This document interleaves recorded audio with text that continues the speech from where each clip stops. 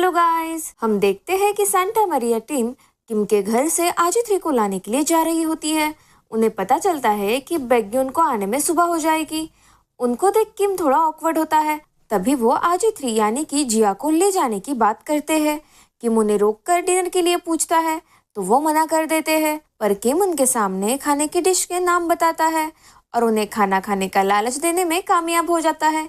ये देख जिया भी इम्प्रेस हो जाती है। अब खाना खाते वक्त किम उन्हें रिसर्चर 1, रिसर्चर 2 और रिसर्चर 3 कह के बुलाता है, क्योंकि उसे उनके नाम ही नहीं पता। ऊपर से वो कहता है नाम जानकर करना भी क्या है, ये तो उनकी इंसल्ट हो जाती है। तो वो उसके खाने को एवरेज कहते हैं कि उनको वो डिश पसंद नहीं है। तो किम कहता है तो फिर मैं ही खा लेता हूँ।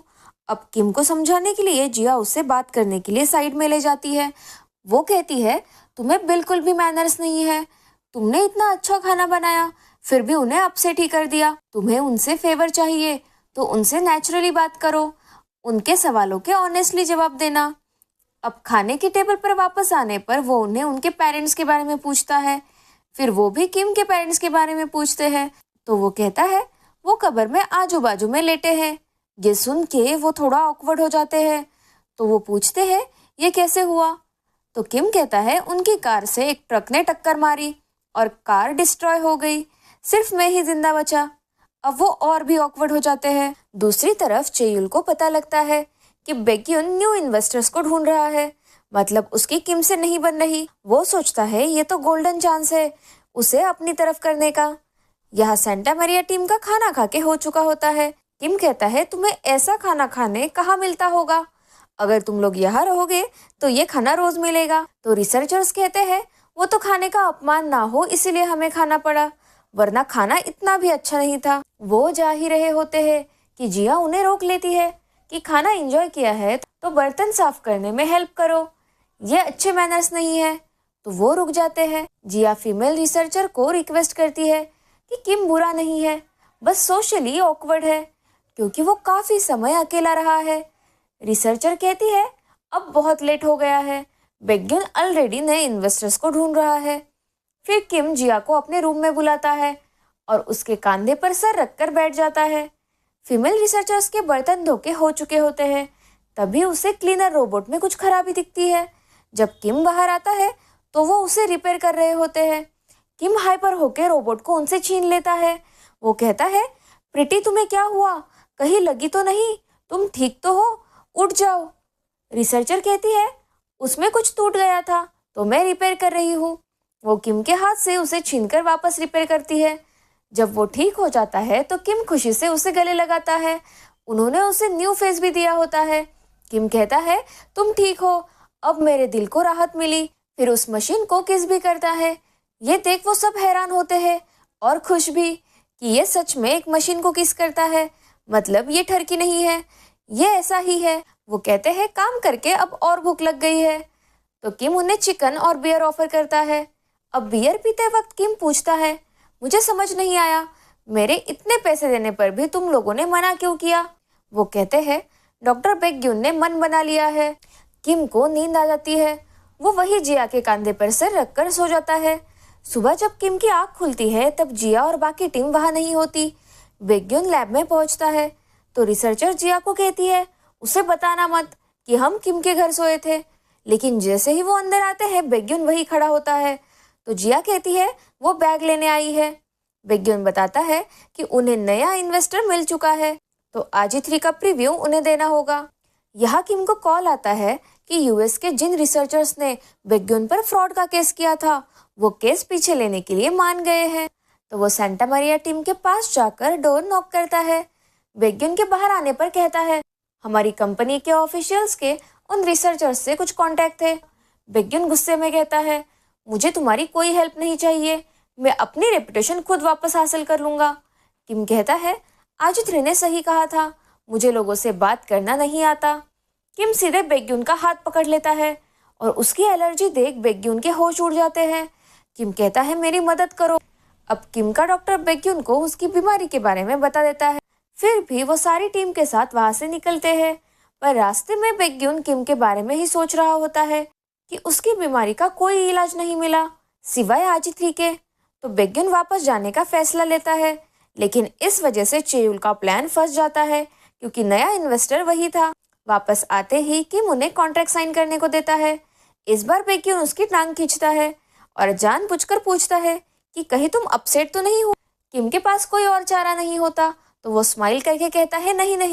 बेक्यून एक कंडीशन रखता है कि तुम आजिथ्री को कभी भी टच नहीं करोगे, तो वो मान जाता है। यह जिया अपने टूटे हुए लैंप के साथ बैठी होती है तो बेक्यून कहता है मैं तुम्हारे लिए इसे ठीक कर दूंगा, तो वो खुश हो जाती है। अब जिया को लेने किम खुद उसके रूम तक आता है और वहीं से गाड़ी में उसे ले जाता है। वो कहता है अब से मैं रोज तुम्हें लेने आऊंगा ताकि तुम्हारी बैटरी ज्यादा चले। गार्डनर उन्हें देखकर कहता है ये उबर ड्राइवर बना क्यों घूम रहा है। घर में आने के बाद किम कहता है तुम कल मुझे अकेले छोड़कर क्यों चली गई?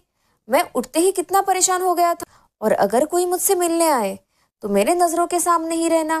वो पूछती है ऐसा क्यों? तो वो उसे मुंह बंद रख के सिर्फ ऑर्डर फॉलो करने को कहता है कि वहां खड़े रहना जहां से मैं तुम्हें देख सकूं। फिर वो उसे एक रूम साफ करने के लिए कहता है। वो कहती है तुमने बैटरी बचाने के लिए कहा था तो काम करने से तो मना किया था। किम कहता है जो कहा है वो कर। तो वो उसे खड़ूस कहकर रूम में जाती है। उस रूम में जिया का पसंदीदा टेडी और कैप रखी होती है जिसे देख वो चौंक जाती है। फिर किम कहता है ये तुम्हें खुश करने के लिए नहीं है, बस तुम्हें बाहर ले जाने पर तुम्हारी ये पिंक ड्रेस अच्छी नहीं लगती तो इनमें से कुछ भी पहन लो। वो पूरी रूम प्यारी प्यारी ड्रेसेस से भरी होती है। जिया ये देखकर हैरान हो जाती है। वह बेक्यून लैब में जिया के लैंप्स रिपेयर कर रहा होता है। अब जिया एक प्यारी सी ड्रेस पहनकर आती है तो किम उसे देखते ही रह जाता है। वो कहता है तुम काफी प्रिटी लग रही हो।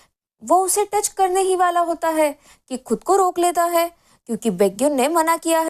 वो उसे कहता है आजिथ्री मैं किस करना चाहता हूँ रिया को। मेरे पास 3 डेट्स है। मैंने जो भी रायता फैलाया है उससे समेटने के लिए लास्ट डेट पर मैं उसे किस करके प्रपोज करना चाहता हूँ, पर किस करने का प्रॉब्लम है। मैं उसके डेट के लिए प्रिपरेशन भी कर लूंगा, पर मैं उसे किस कैसे करूँ। जिया को ये काफी ऑकवर्ड लगता है। अब बेक्यून जिया को ड्रेस बदलने पर डांटता है तो वो कहती है उससे भी बड़ी प्रॉब्लम है। किम किस करना चाहता है, वो चाहता है मैं इसमें उसकी मदद करूं। आखिर मैं ये कैसे कर सकती हूँ? तो बेक्यून कहता है तुम नहीं, मैं हेल्प कर दूंगा। तो टीम मेंबर कहता है ये पॉसिबल ही नहीं है, जिया ने आपको रिजेक्ट कर दिया था, इनसे तो कोई पटी ही नहीं, मैं भी सिंगल हूँ तो हम सब में से किसी को भी इसका एक्सपीरियंस नहीं है। तो बेक्यून कहता है क्या कोई ऐसा इंसान है जो इसमें हेल्प कर सके? तो वो जिया के फ्रेंड को बुलाते हैं। वो वहां आते ही सब उसे देखते ही रह जाते हैं। वो उसे समझाते हैं कि तुम बेक्यून के पहचान से आई हो, सो बिहेव ऐसा करो कि आजिथ्री को तुम नहीं जानती, तुम उसे रोबोट भी नहीं बल्कि इंसान समझती हो। वो कहती है ठीक है, पर मेरा चेला किधर है? तो वो उसे किम से मिलाते हैं। वो आजिथ्री को उसके बारे में सर्च करने को कहता है तो वो बताती है कि ये है सियोन है, उम्र 28 साल। ये एक रिलेशनशिप काउंसलर है, गॉडेस ऑफ किसिंग के नाम से भी जानी जाती है। उसने काफी लड़कों को डेट किया है तो उसे इसका काफी एक्सपीरियंस है। अब वो लोगों की काउंसलिंग करती है।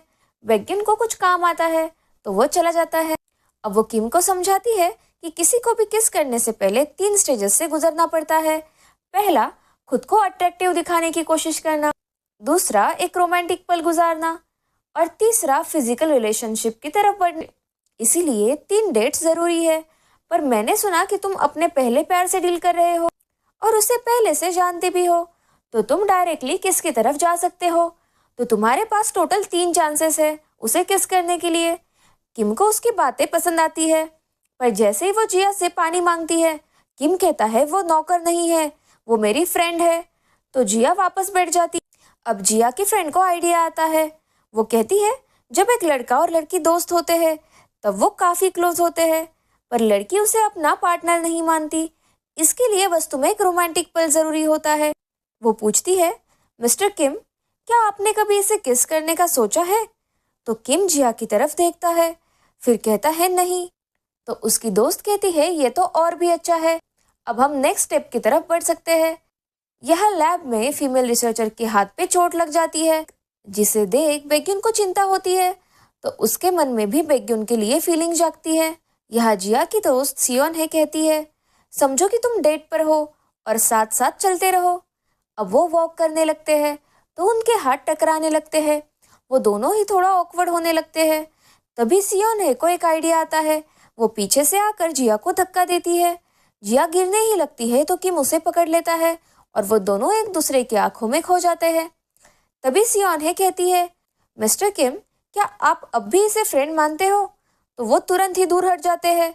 वो कहता है, ये इम्पॉसिबल है, मैं कभी इसे अपनी गर्लफ्रेंड नहीं मान सकता।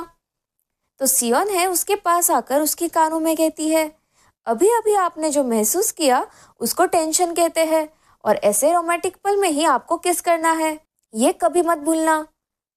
फिर वो उसे और एक टिप देती है कि कभी बारिश हो तो अम्ब्रेला ले जाना मत भूलना।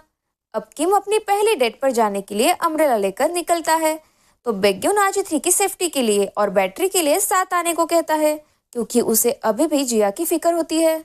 यहाँ दो रिसर्चर्स सियोन के कैफे में जाते हैं और उनमें से एक उसे कॉफी डेट के लिए पूछता है। वो उन्हें कॉफी देती है। वो कहता है, किम अभी डेट पर होगा। सियोन कहती है, पहली डेट भीड़ के आसपास नहीं होनी चाहिए। पर हम देखते हैं कि किम रिया को भीड़ की जगह ही ले जाता है। वो उसी मार्केट में ले जाता है जहाँ वो और जिया गए थे।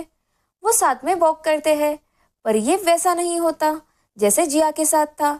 वो उसके हाथ को छू भी नहीं पाता। फिर वो रिया को कैप के शॉप पर ले जाता है और कैप पहनाने लगता है तो वो मना करती है कि मेरे बाल खराब हो जाएंगे। अब वो टैटू के शॉप पर रुकते हैं तो वो टकला आर्टिस्ट उसे पहचान लेता है कि तुम उस दिन उस लड़की के साथ आए थे। तो जिया मुंह छुपाने लगती है। यह टीम मेंबर सियोन को बताता है कि बैक्यून बहुत खुश होगा क्योंकि वो भी साथ गया है। तो वो गुस्से में उसे गालियां देती है तो टीम मेंबर डर जाते हैं। यहाँ किम और रिया रेस्टोरेंट में रुकते हैं। वहाँ जिया को जूस पीते देख चेउल का आदमी शॉक हो जाता है क्योंकि वो रोबोट पर नजर रख रहा था।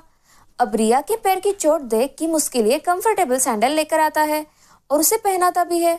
वो उसे पहनकर चलकर दिखाती है। वो काफी खुश होती है पर ये सब देखकर न जाने क्यों जिया को अच्छा नहीं लगता।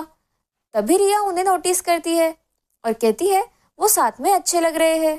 किम कहता है, मुझे नहीं लगता। यह चेउल का आदमी उसे आइसक्रीम खाते देख लेता है पर दूसरे आदमी का उस पर भरोसा ही नहीं होता। अब मार्केट में रिया ज्वेलरी देख रही होती है। तभी बिजली कड़कती है तो बैक्यून अम्ब्रेला लाने जाता है। तभी चेउल का आदमी एक स्टिक लेकर आता है और जिया के पेट पर मारता है पर उसकी मेटल की बॉडी से वो स्टिक मुड़ जाती है तो उसे यकीन होता है कि वो एक रोबोट है। यहाँ रिया को कुछ अर्जेंट काम आता है तो किम कहता है, बस थोड़ी देर, वो आ ही जाएगी। उसके पूछने पर वो कहता है कि वो बारिश की बात कर रहा है पर अर्जेंट काम के कारण रिया चली जाती है तो किम उदास हो जाता है। तभी बारिश शुरू होती है तो किम अम्ब्रेला लेकर जिया के पास जाता है। वो कहता है, ये मेरा फेवरेट अम्ब्रेला है, तो तुम लकी हो, मैं इसे तुम्हारे साथ शेयर कर रहा हूँ। के बटन दबाते ही वो ट्रांसपेरेंट अम्ब्रेला में कन्वर्ट हो जाता है। वो उसे अम्ब्रेला के बारे में बताता है और बनाने वाले की तारीफ भी करता है और उससे मिलने की बातें भी करता है पर उसे नहीं पता होता कि ये अम्ब्रेला जिया ने ही बनाया है। तभी जिया को किसी का धक्का लगता है तो किम उसे पकड़ लेता है तो उनके बीच एक रोमांटिक पल बन जाता है। जिया कहती है, यही वो पल है जब किस करना चाहिए। जिया उसे किस करके बटन से वापस कलर्ड अम्ब्रेला बना देती है। समय बीतता रहता है और वो दोनों किस करते ही रहते हैं और इसी के साथ ये पार्ट भी यही खत्म हो जाता है।